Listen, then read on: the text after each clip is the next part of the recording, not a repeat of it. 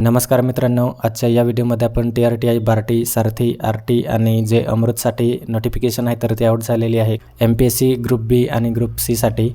तर त्यासाठी आपल्याला कोणकोणते डॉक्युमेंट लागणार आहे, इन्कम सर्टिफिकेट आपल्याला 3 वर्षाचा लागणार आहे किंवा सिंगल वर्षाचा लागणार आहे आणि कोण हे जे फॉर्म आहे तर ते अप्लाय करू शकतात। ज्यांनी ऑलरेडी पोलीस भरतीचा लाभ घेतलेला आहे तर ते या ठिकाणी जे ॲप्लिकेशन आहे तर ते करू शकतात का। तर अशा प्रकारचे जे डाउट्स वगैरे आहे तर ते संपूर्ण माहिती आपण या व्हिडिओमध्ये पाहणार आहे। तर व्हिडिओ नक्की शेवटपर्यंत बघा आणि चॅनलवर नवीन असाल तर चॅनलला सबस्क्राईब करा। तर सर्वात पहिल्यांदा आपल्याला TRTIच्या ऑफिशियल वेबसाईटला व्हिजिट करायचं आहे आणि आपल्याला अशा प्रकारचा जो विंडो आहे तर तो पाहायला मिळणार आहे। तर या ठिकाणी तुम्हाला खालती स्क्रोल डाऊन केल्यावरती एक या ठिकाणी ऑप्शन दिसणार आहे, सन 2026-27 मधील विविध स्पर्धा परीक्षा पूर्व प्रशिक्षण योजनांकरिता ऑनलाईन अर्ज मागवण्यासाठी सूचना।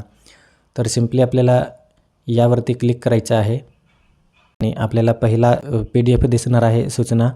तर त्या PDF वरती आपल्याला क्लिक करायचं आहे। क्लिक केल्यावर आपल्याला या ठिकाणी जी सूचना दिलेली आहे आपल्याला ऑनलाईन ॲप्लिकेशन कसा करायचा आहे तर त्याची संपूर्ण माहिती आपल्याला या ठिकाणी दिलेली आहे। तर आपण या ठिकाणी पाहू शकतो 2026-27 साठी CET बाबत सूचना दिलेली आहे। तर जी ऑनलाईन एक्झाम आहे तर ती तुमची होणार आहे।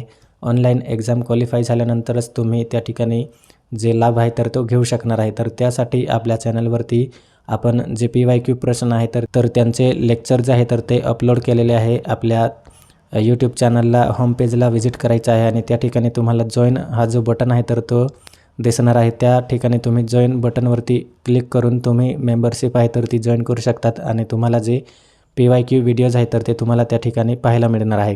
आणि त्या ठिकाणी आपण डेली जे PYQ आहे तर त्यांच्या बेसिसवरती जे लेक्चर आहे तर ते घेणार आहे। तर नक्कीच सर्वांनी त्या ठिकाणी मेंबरशिप आहे तर ती आपली जॉईन करायचं आहे। तर या ठिकाणी आपल्याला जे ॲप्लिकेशन करायचं आहे तर त्याची सूचना दिलेली आहे, उमेदवारांना योजनेच्या लाभासाठी सादर करावयाच्या अर्जाबाबत सूचना। तर उमेदवारांनी ऑनलाईन अर्ज सादर करण्यापूर्वी अर्ज भरण्याच्या सर्व सूचना आहे तर त्या वाचून घ्यायच्या आहे। अदरवाईज तुम्हाला काही प्रॉब्लेम आला तर नंतर जो ॲप्लिकेशन आहे तर तो तुम्हाला करता येणार नाही। त्यानंतर या ठिकाणी दिलेला आहे, एका वेळेस उमेदवार एकाच योजनेसाठी ऑनलाईन अर्ज सादर करू शकतो।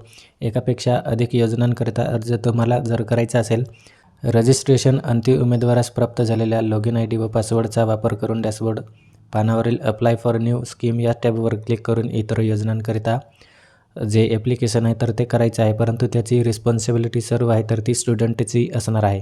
त्यानंतर या ठिकाणी दिलेलं आहे, उमेदवारांनी ऑनलाईन ॲप्लिकेशन फॉर्म भरल्यानंतर सदर फॉर्म डाउनलोड करण्यासाठी ज्या दिवसापर्यंत मुदत दिली आहे त्याच दिवसापर्यंत ॲप्लिकेशन फॉर्म आहे तर तो प्रिंट करून घ्यायचा आहे। अदरवाईज आपल्याला नंतर कोणत्याही परिस्थितीत आपल्याला आपला जो ॲप्लिकेशन आहे तर तो डाउनलोड करण्यासाठी ऑप्शन दिला जाणार नाही किंवा मिळणार नाही। त्यानंतर उमेदवारांनी ऑनलाईन अर्ज सादर करताना ऑनलाईन परीक्षेसाठी जे जिल्हे निवडले असतील तेच त्या ठिकाणी प्रथम किंवा प्रायोरिटीनुसार जिल्हे आहे तर ते त्या ठिकाणी मिळणार आहे। त्यासाठी कोणताही बदल त्या ठिकाणी आपल्याला करता येणार नाही।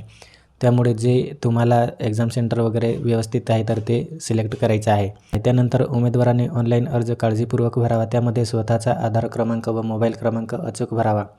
ऑनलाईन ॲप्लिकेशन करताना आपल्याला आपला आधार नंबर आणि मोबाईल नंबर जो आहे तर तो व्यवस्थित आपल्याला एंटर करायचा आहे। त्यानंतर कोणत्याही चुकीची माहिती जर तुम्ही भरली असेल तर तुमचा जो फॉर्म आहे तर तो किंवा तुमचा लाभ वगैरे आहे तर ते केव्हाही कॅन्सल करू शकतात। त्यानंतर उमेदवाराने सामायिक चाचणी परीक्षेबाबत प्रवेशपत्र म्हणजेच हॉल तिकीट तसेच परीक्षेबाबत असलेल्या सूचना माहिती संबंधित संस्थांच्या अधिकृत वेबसाईटवरती उपलब्ध करून देण्यात येतील।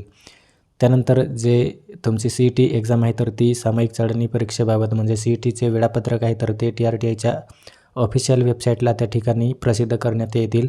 त्यानंतर या ठिकाणी दिलेलं आहे, उमेदवारांनी एकापेक्षा जास्त योजनेसाठी ऑनलाईन अर्ज सादर केल्यास प्रसिद्ध वेळापत्रकानुसार ऑनलाईन परीक्षेसाठी परीक्षा केंद्रावर विहित वेळेत उपस्थित राहण्याची सर्व जबाबदारी ही उमेदवाराची राहील। जर तुम्ही एकापेक्षा जास्त फॉर्म अप्लाय केला असेल, एकाच दिवशी तुमचे जे डेट आहे तर ती आली असेल एक्झामची तर ती संपूर्ण जबाबदारी ही उमेदवाराची असणार आहे। त्यानंतर तुम्हाला या ठिकाणी क्वालिफिकेशन दिलेलं आहे, तुमची जी डिग्री वगैरे असेल किंवा जे कोर्स या ठिकाणी दिलेले आहे तर त्यांचे शैक्षणिक म्हणजेच एज्युकेशनल क्वालिफिकेशन आहे तर ते काय लागणार आहे तर ते आपण या ठिकाणी पाहणार आहे। UPSCसाठी तुम्ही ॲप्लिकेशन करत असाल तर तुम्ही कोणत्याही शाखेची पदवी उत्तीर्ण असायला पाहिजे, म्हणजे ग्रॅज्युएशन तुमचं कंप्लीट पाहिजे। MPSC राज्यसेवेसाठी तुम्हाला ॲप्लिकेशन करायचं असेल तर तुमच्यासाठी सुद्धा ग्रॅज्युएशन आहे तर ते कंप्लीट पाहिजे। त्यानंतर अभियांत्रिकीसाठी तुमचा जो कोर्स आहे तर तो या ठिकाणी दिलेला आहे BE BTech civil and water management. तर अशा प्रकारची जी क्वालिफिकेशन आहे तर ती तुम्हाला या ठिकाणी दिलेली आहे. त्यानंतर या ठिकाणी आपण पाहू शकतो MPSC ग्रुप बी आणि ग्रुप सीसाठी म्हणजे कंबाईनसाठी त्यांनासुद्धा जे ग्रॅज्युएशन वगैरे आहे तर ते लागणार आहे. वर्ग 3साठी MPSCमध्ये फॉर्म करत असाल तर त्यांच्यासाठी सुद्धा जे आहे तर ते ग्रॅज्युएशन कंप्लीट असायला लागणार आहे. त्यानंतर IBPS रेल्वे नाबार्ड LIC तर यांच्यासाठी तुम्ही ॲप्लिकेशन करत असाल तरीसुद्धा तुम्हाला कोणत्याही शाखेची पदवी उत्तीर्ण म्हणजेच ग्रॅज्युएशन लागणार आहे. त्यानंतर तुम्ही TETसाठी जो आहे तर तो ॲप्लिकेशन करत असाल तर तुमचं DED किंवा BEd उत्तीर्ण असणं गरजेचं आहे.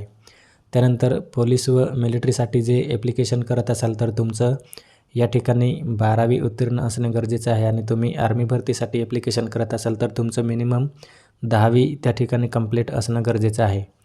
त्यानंतर आपल्याला जो ऑनलाईन ॲप्लिकेशन करायचं आहे तर त्यासाठी जे डॉक्युमेंट लागतात आपल्याला तर त्याची माहिती या ठिकाणी आपल्याला दिलेली आहे. ऑनलाईन अर्ज सादर करताना आवश्यक असलेल्या कागदपत्रांची यादी.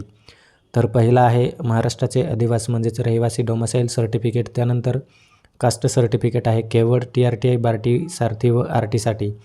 त्यानंतर अनुसूचित जमातीचे वैधता प्रमाणपत्र म्हणजे कास्ट व्हॅलिडिटी सर्टिफिकेटसुद्धा तुम्हाला त्या ठिकाणी लागणार आहे, जे TRTIमधून फॉर्म भरणार आहे त्यांच्यासाठी.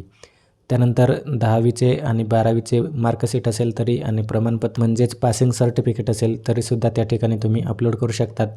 त्यानंतर ग्रॅज्युएशनसाठी तुमचं मार्कशीट किंवा पासिंग सर्टिफिकेट दोन्हीपैकी कोणतेही एक अपलोड करू शकतात. त्यानंतर 7वा मुद्दा या ठिकाणी इम्पॉर्टंट आहे म्हणजेच तहसीलदार कार्यालयातून निर्गमित केलेला 8 लाखपेक्षा कमी असलेला वार्षिक उत्पन्नाचा दाखला.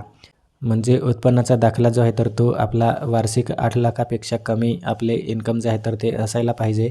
आणि तो दाखला जो आहे तर तो 2025-26 असायला पाहिजे. तर तुम्ही त्या ठिकाणी तो इन्कम सर्टिफिकेट आहे तर तो तुम्ही अपलोड करू शकता. हँडिकॅप वगैरे असाल तर त्याचा जो सर्टिफिकेट वगैरे असतो तर ते त्या ठिकाणी तुम्हाला लागणार आहे. अनाथ असेल किंवा जे असेल ते तर ते तुम्हाला त्या ठिकाणी सर्टिफिकेट लागणार आहे.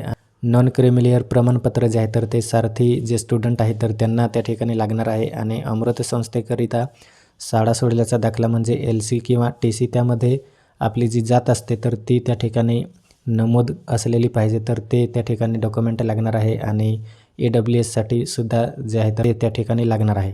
जर तुम्हाला ॲप्लिकेशन वगैरे करताना काही टेक्निकल प्रॉब्लेम आल्या तर त्यांच्यासाठी या ठिकाणी तुम्हाला कॉन्टॅक्ट नंबर दिलेले आहे. TRTIसाठी जो हेल्पलाईन नंबर आहे तर तो दिलेला आहे. ईमेल ID तुम्हाला या ठिकाणी दिलेला आहे. जर तुम्ही बार्टीमधून ॲप्लिकेशन करत असाल तर तुमच्यासाठी या ठिकाणी हेल्पलाईन नंबर आणि जी ईमेल ID आहे तर ती या ठिकाणी दिलेली आहे.